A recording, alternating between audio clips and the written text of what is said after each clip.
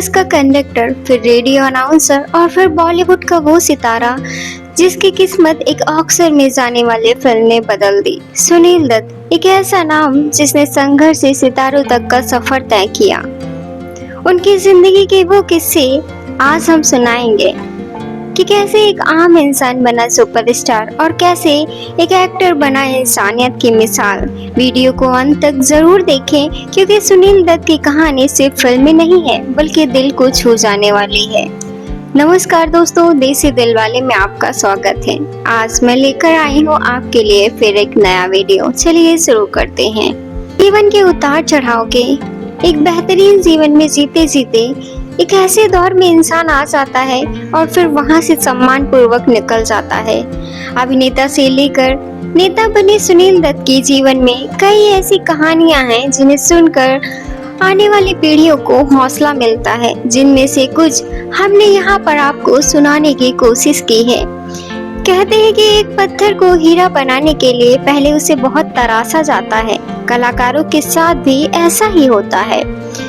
Cinema में आने से पहले कई अभिनेताओं को एक संघर्ष भरी जिंदगी से गुजरना पड़ता है, मगर अपनी काबिलियत से वो ऐसे चमके कि उनकी जगह कोई नहीं ले पाया।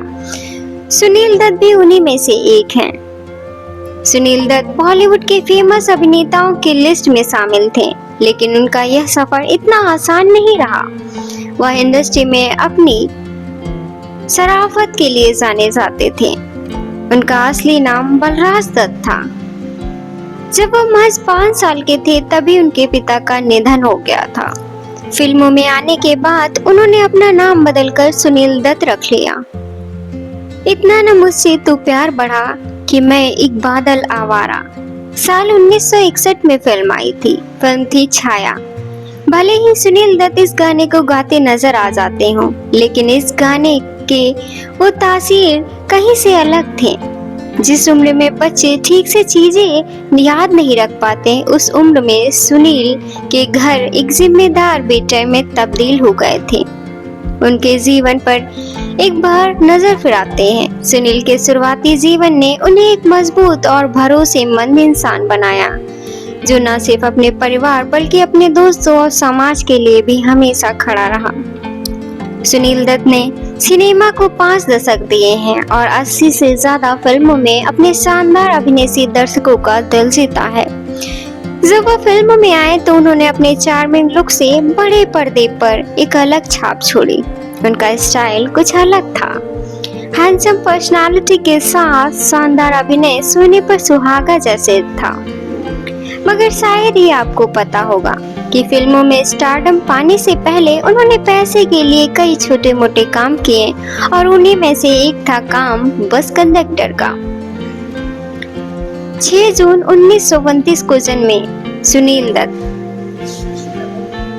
लंबे चौड़े कद काठी वाले रघुनाथ अक्सर अपने कर्मचारियों से बात करने और जमीन को देखने के लिए घर से निकला करते थे। तमाम बैठ के भरे दिन के बाद रघुनाथ घर लौटकर अपने परिवार के साथ समय बिताते, लेकिन ऐसे एक दिन वो घर से निकले और फिर कभी नहीं लौटे। ये वो दौर था जब बलराज महज 5 साल के थे, यानी कि सुनील दत्त।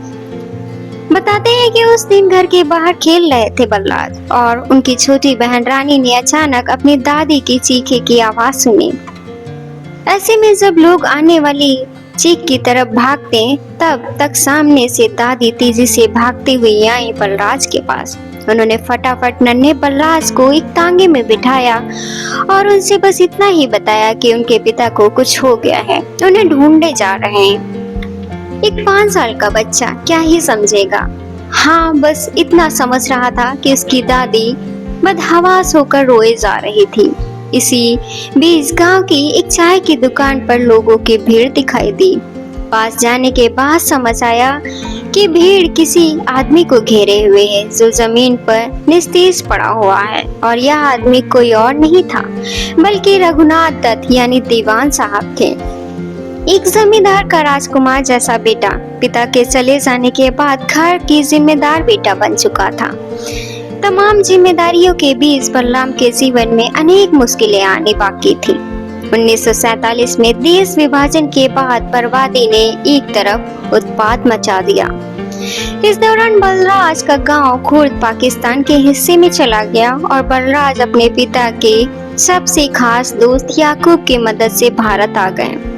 विभाजन के बाद बलराज ने अपने परिवार को शरणार्थी कैंप में ढूंढने की बहुत कोशिश की। महीनों बीतने के बाद उन्हें अपना परिवार अंबाला में मिला। इस समय तक बलराज अपनी पुश्तैनी संपत्ति खो चुके थे। तंगहाली के दौर में बलराज और उनका परिवार शरणार्थी कैंप में ही अपने दिन बिताने लगा। विभाजन से मिली चोट के कारण ही दत्त साहब खुद को ताम्र कोसते रहे। जैसे तैसे हालत सुधरी और एक समय बाद बलराज दत्त नाम का यह लड़का मुंबई पहुंचा। सपनों के इसी शहर में उनकी मुलाकात उनकी मोहब्बत से भी हुई। फिल्मों में आने के बाद उन्होंने अपना नाम बदलकर सुनील दत्त रख लिया। पिता के निधन के बाद वह अपनी मां के साथ पाकिस्तान से आए थे। पढ़ाई के साथ साथ उन्होंने छोटे मोटे काम करके पैसा कमाना शुरू कर दिया। एक बार उन्होंने एक इंटरव्यू में रिवील किया था कि उन्होंने कॉलेज पूरा करने के बाद बस कंडक्टर के रूप में काम किया था। वह रेडियो की जॉकी के रूप में भी काम कर चुके थे। लेकिन जब वो अपने पिता दीवान साहब को याद करते हैं तो हमेशा कहते हैं कि उन्होंने कहा है कि मैं दूर खड़ा होकर सब कुछ देख रहा था। लोग मेरे पिता को उठाने की कोशिश कर रहे थे और मेरे पिताजी जैसे एक कभी न खुलने वाली गहरी नींद में जा चुके थे। और इस हादसे के बाद उनका बचपन भी उसी वक्त दम तोड़ चुका था। उनका कहना था कि मुझे यह तो याद है कि पिता की मृत्यु के बाद मैंने मुखानी दी, लेकिन उनका चेहरा नहीं याद। ना ही हमारे पास उनकी कोई तस्वीर थी कि मैं उन्हें बाद में देख सकूं। उनकी एक तस्वीर के सहारे उन्हें याद कर सकूं। उन्हें उस रोज अपने पिता का चेहरा नहीं देख पाने का मलाल जीवन भर रहा। कहते हैं कि सुनील दत्त की किस्मत एक फिल्म ने बदल दी थी। फिल्म इंडस्ट्री में नाम बनाने के लिए तो बहुत सारे एक्टर आते हैं, उनमें से सुनील दत्त भी थे। सुनील दत्त रेडियो सिलोन में काम करते थे। वही लोग सुनील साहब की आवाज के दीवाने हुआ करते थे। बताया जाता है कि एक बार सुनील दत्त अभिनेता दिलीप कुमार का इंटरव्यू लेने गए थे और इसी दौरान डायरेक्टर समीर सहगल की नजर उन पर पड़ी और उन्होंने सुनील दत्त को स्क्रीन टेस्ट के लिए कहा। कुछ इस तरह सुनील दत्त की फिल्म के एंट्री हो चुकी थी इंडस्ट्री में। सुनील दत्त ने फिल्म रेलवे स्टेशन से अपना बॉलीवुड में डेब्यू किया। इस फिल्म के बाद उन्होंने कई फिल्मों में काम किया। हालांकि उनको बतौर हीरो और शोहरत फिल्म मदर इंडिया से मिली थी। अभिनेता के बारे में एक बात और फेमस है कि वह अपनी फिल्मों में डाकू का रोल निभाते थे ज्यादा। बताया जाता है कि सुनील दत्त ने करीब 20 फिल्मों में डाकू बने हैं। वह डाकू बनकर दर्शकों के दिलों को लूट लिया करते थे। अभिनेता की फेमस फिल्मों की बात करें तो उन्होंने इंसान जाग उठा, साधना, खानदान, मुझे जीने दो जैसी कई हिट फिल्मों में काम किया।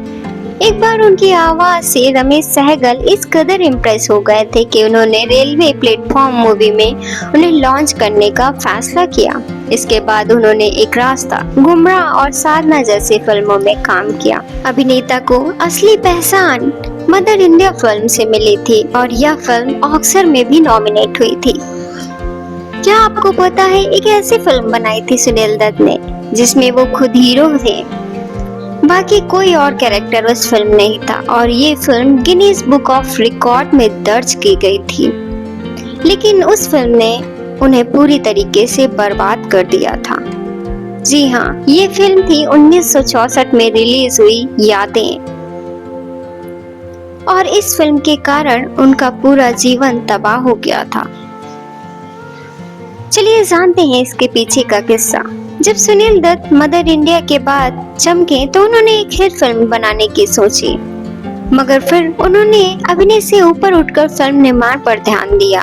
60 के दशक की बात है कि सुनील दत्त फिल्म रेशमा और शेरा को प्रोड्यूस कर रहे थे। इसी फिल्म को उन्होंने डायरेक्ट भी किया था और उसी टाइम पे एक फिल्म उन्होंने बनाई थी यादें, जो कि बुरी तरीके से फ्लॉप हुई थी। इस फिल्म की असफलता के बाद अभिनेता बैंकक्रप्ट हो गए थे। उन्होंने एक कार को छोड़कर बाकी सारी चीजें बेच दी थी। घर भी गिरवी हो गया था। हालांकि उन्होंने हार नहीं माना और फिर से सिनेमा में अपनी पकड़ मजबूत की और फाइनेंशियली मजबूत हुए। उनके प्यार की कहानी भी बहुत अनोखी है। फातिमा अब्दुल रशीद, जिनका नाम तेजस्वी मोहन भी था, लेकिन फिल्मी दुनिया के लोगों ने इन्हें दो नामों से वाली लड़की को सिर्फ एक नरगिस के नाम से पहचाना। कहते हैं कि नरगिस की मां जवाहरलाल नेहरू की राखी बंद बहन थी। मतलब उन्होंने नेहरू को राखी बांधकर अपने भाई बना लिया था। जदन बाई ने अपनी उम्र से 4 साल छोटे मोहन बाबू नाम के शख्स से मुलाकात के बाद उनसे शादी रचा ली थी। मोहन ने शादी के बाद इस्लाम धर्म अपना लिया था और बाद में अपना नाम अब्दुल रशीद रख लिया था। ऐसे में जब 1 जून 1932 को उनके घर बेटी का जन्म हुआ तो उसके 2 नाम रखे गए, फातिमा अब्दुल रशीद उर्फ तेजस्वी मोहन। लेकिन फिल्म दुनिया ने इस लड़की को एक नया नाम दिया, जो कि नाम था नरगिस। यूं तो नरगिस राज कपूर से शादी करना चाहती थी, लेकिन ऐसा नहीं हो सकता था। एक समय तक नरगिस यह अच्छे से समझ चुकी थी कि शादीशुदा राज कपूर अपने परिवार को नहीं छोड़ेंगे, तो उनसे शादी का ख्वाब बस एक ख्वाब ही बन जाएगा। ऐसे में उन्होंने राज कपूर से हर रिश्ता तोड़ लिया और गुस्से में राज कपूर के प्रतिद्वंदी महबूब खान के फिल्म को साइन कर लिया और इसी फिल्म में उनको अपना जीवन साथी मिला, यानी कि सुनील दत्त। यह फिल्म थी मदर इंडिया। हालांकि ये वो दौर था जब नरगिस सुपरस्टार हुआ करती थी और सुनील दत्त एक स्ट्रगल एक्टर थे, लेकिन फिर भी प्यार ये सब कहाँ देखता है। फिल्म के सेट पर एक एक्सीडेंट और उसी एक्सीडेंट में सुनील ने एक हीरो की तरह नरगिस की एंट्री। सुनील दत्त ने नरगिस को उस एक्सीडेंट में बचाया और फिर उनकी मोहब्बत चालू हुई, जिसके बाद उन्होंने अभिनेत्री नरगिस से 1958 में शादी कर ली।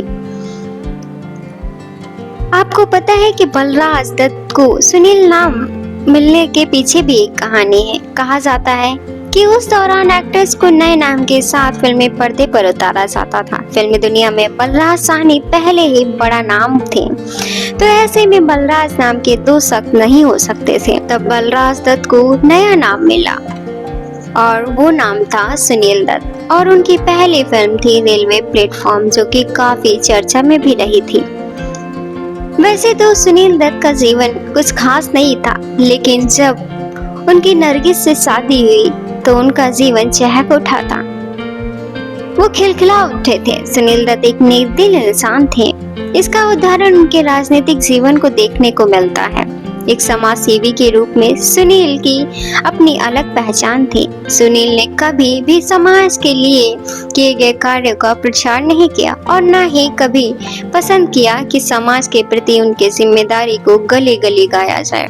1962 का वो दौर था जब भारत चीन के बीच वॉर हुआ और भारत को उसमें शीर्षक देखनी पड़ी थी। तब सुनील दत्त ने अपनी फिल्मों की कमाई का हिस्सा हमारे देश के वीर शहीदों और सैनिकों के घरों को देना शुरू कर दिया। सुनील भारत की अलग अलग सीमाओं पर जाकर सैनिकों से मिलते। उनके इन्हीं सब कार्यों के चलते उन्हें 1968 में पद्मश्री पुरस्कार से भी नवाजा गया था। 1981 में उनकी पत्नी नरगिस की मौत हो गई। उस समय नरगिस केवल 52 वर्ष की थी। नरगिस कैंसर से लड़ रही थी। बेटे संजय दत्त की डेब्यू फिल्म रॉकी से कुछ दिन पहले ही उनकी मौत हो गई थी।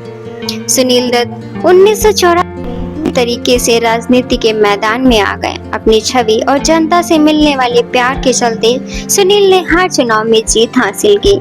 इतना ही नहीं, बेखौफ सुनील दत्त ने 1987 में एक ऐसी पदयात्रा का ऐलान किया जिसके चलते आतंकवादियों तक ने उन्हें निशाने पर ले लिया। दरअसल उन्होंने मुंबई से अमृतसर तक एक पदयात्रा का ऐलान किया। सद्भावना शांति को लेकर निकाले जाने वाले इस पदयात्रा को लेकर उन्हें आतंकियों की तरफ से जान से मारने की धमकियां मिलने लगी। लेकिन सुनील जितने बड़े समाज सेवी थे उतने ही बड़े देशभक्त और निडर इंसान थे। उन्होंने तमाम धमकियों के बाद भी अपनी यात्रा को जारी रखा। सुनील दत्त के लिए सबसे बड़ी तकलीफ उनके बेटे संजय की गिरफ्तारी थी। एक देशभक्ति, समाज सेवी और सम्मानित अभिनेता का बेटा जब आतंकवादी हमले में शामिल हुआ तो सुनील दत्त के कद में कुछ तो कमी आई और इसी टीस ने उन्हें खलती रही। लेकिन उस मुश्किल समय में बॉलीवुड ने सुनील दत्त का साथ नहीं छोड़ा। वो सम्मानित व्यक्ति थे और उनका सम्मान उनके बेटे की गलतियों से बड़ा रहा। जब संजय जेल में रहे तो उस दौरान आने वाले चुनाव में सुनील ने हिस्सा नहीं लिया। उन्हें लगता था कि ऐसा करना गलत होगा कि एक तरफ उनका बेटा देश विरोधी आरोपों से गिरा है और वो चुनाव लड़े। लेकिन संजय के जेल के आने के बाद वे चुनाव में अपनी दावेदारी पेश की और दावेदारी भी ऐसी, न सिर्फ इस चुनाव में उन्हें बड़ी जीत हासिल हुई बल्कि उन्हें केंद्रीय मंत्री का दर्जा भी मिला। हालांकि सुनील दत्त का फिल्मी सफर और राजनीतिक करियर भी सफल रहा, लेकिन इसके बाद भी उनके जीवन से संघर्ष कम नहीं हुए।